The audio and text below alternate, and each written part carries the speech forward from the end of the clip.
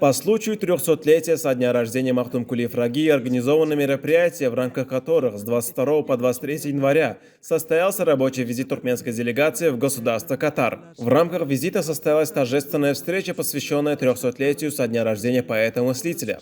Прозвучали песни на стихи поэта. Также в рамках визита были организованы двусторонние встречи, в ходе которых проведены переговоры по развитию сотрудничества между двумя странами. Здесь была развернута и выставка ценностей Государственного музея Государственного культурного центра Туркменистана. Прозвучали народные песни в исполнении туркменских бахши. В рамках визита делегация посетила расположенный в городе Доха фонд образовательного центра и Национальную библиотеку Катара. Также организованы интересные экскурсии для туркменской делегации. Состоялся обмен мнениями о сотрудничестве между профильными ведомствами.